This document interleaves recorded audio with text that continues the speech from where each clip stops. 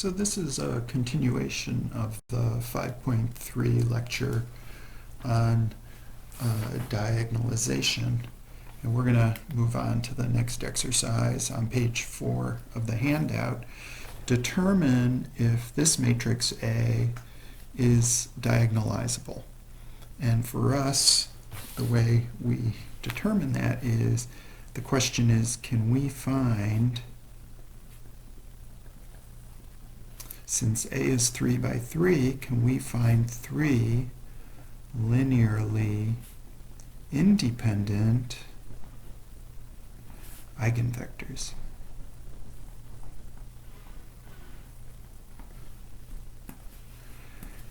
And so to do that, we need to first try to determine the eigenvalues. If you notice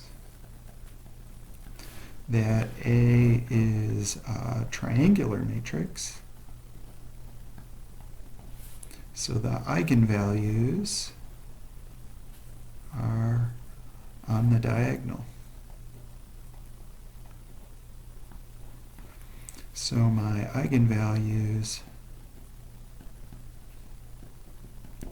have to be lambda equals 1, lambda equals 2, and the 2 would occur with multiplicity 2 probably. If you don't remember the theorem about triangular matrices, you could also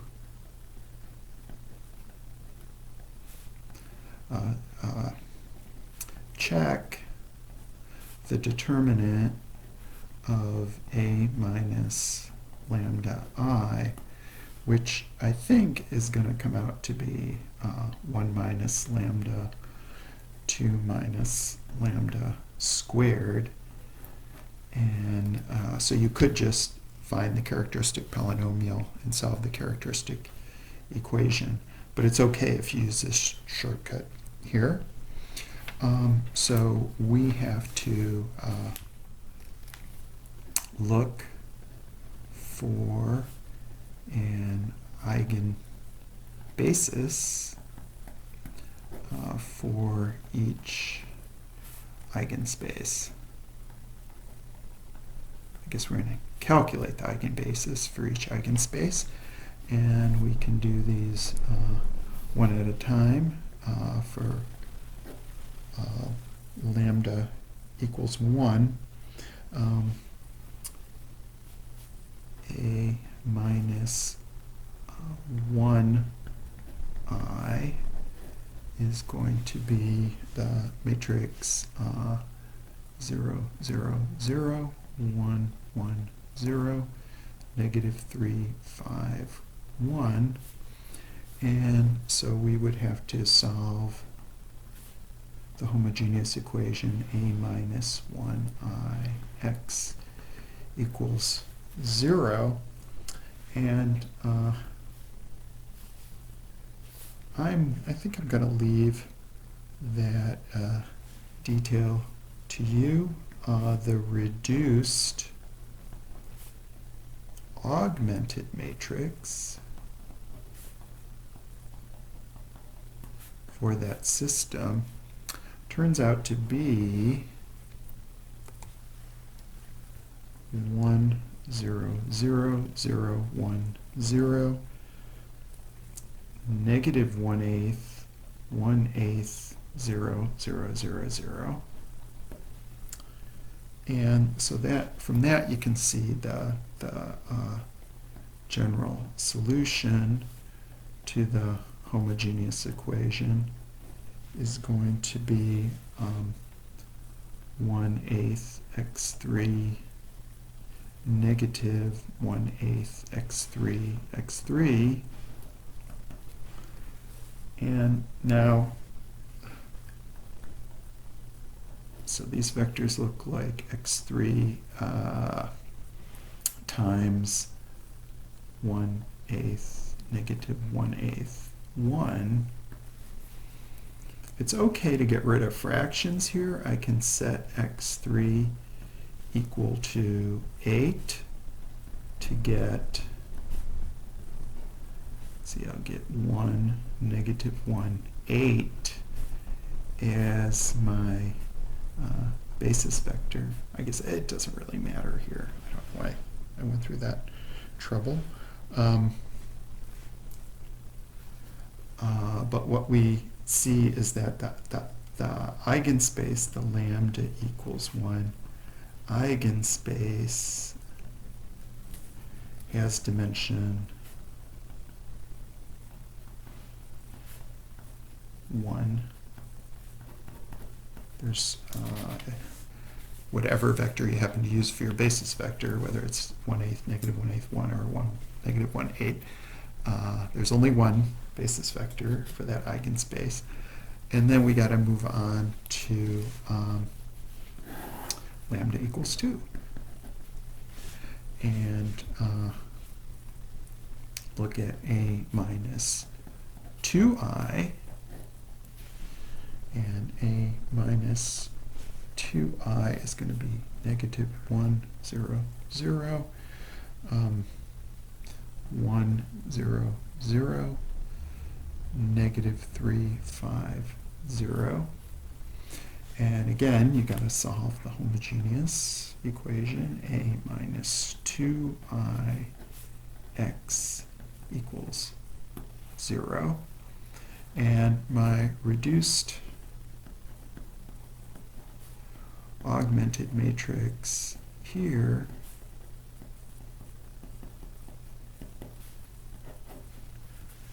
I get 1, 0, 0, 0, 1, 0, 0, 0, 0, and then it's augmented with for the homogeneous, so it's got a 0 column on the end.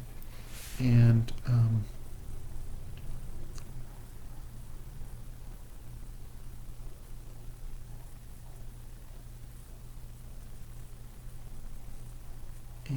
I see that my eigenspace now, I got pivot positions here and here. Notice that x3 is the only free variable. x1 is 0, x2 is 0, x3 is free. So let's see, my general solution will be of the form 0, 0, x3, or x3 times 0, 0, 1. And that describes the entire lambda equals 2 eigenspace. So lambda equals 2 eigenspace also has dimension 1. Okay, and so what this means is, for this problem, for this matrix A, we can find at most 2 linearly independent eigenvectors,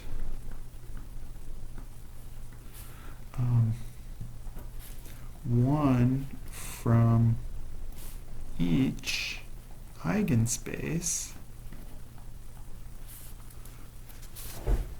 So just one corresponding to each of the 2 eigenvalues.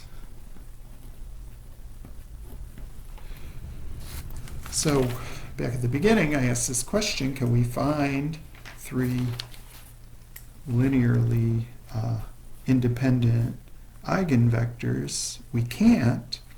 So therefore, A is not diagonalizable.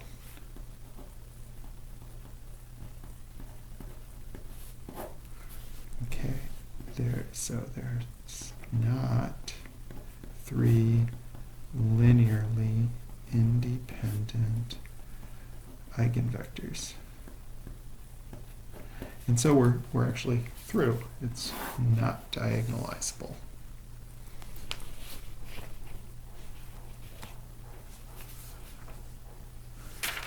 There's one more exercise on the handout. It's a funny looking little thing in a way.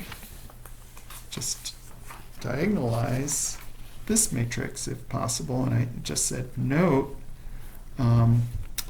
that for this matrix, A is not invertible, right? You could notice that the columns are not linearly independent. You could just note the determinant of A is 0. That's another way to quickly observe 2 minus 2 is 0, that the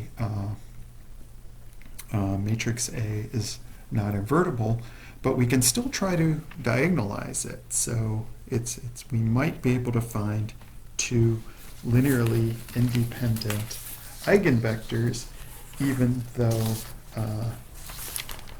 the matrix A is not invertible.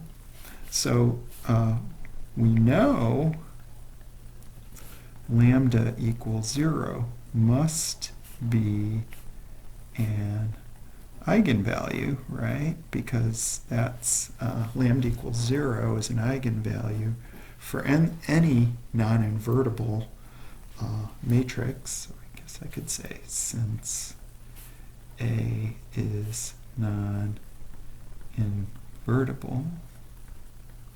But we can also just go through the calculation, it doesn't take long here, of the determinant of A minus lambda I.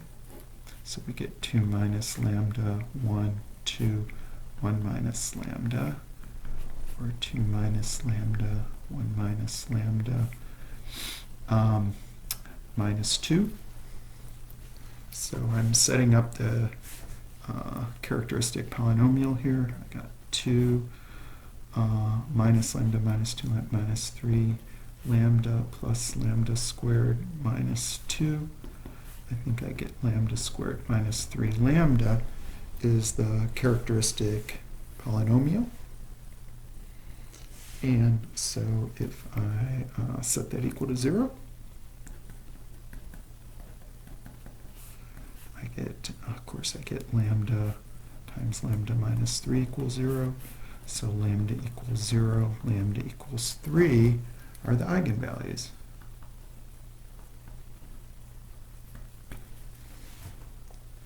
Okay, now I have 2 eigenvalues. I can already see here that A must be diagonalizable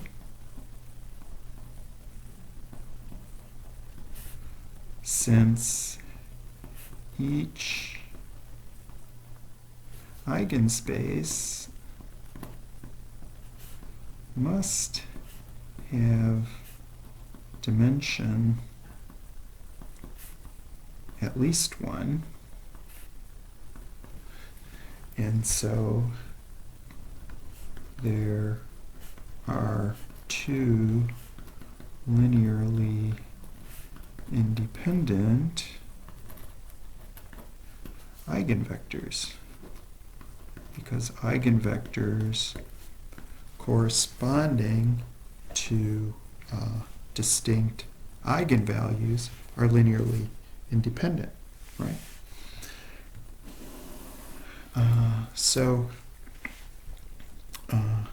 I'm not going to write out all the steps here because I think you know how to fill in these details. For lambda equals 0,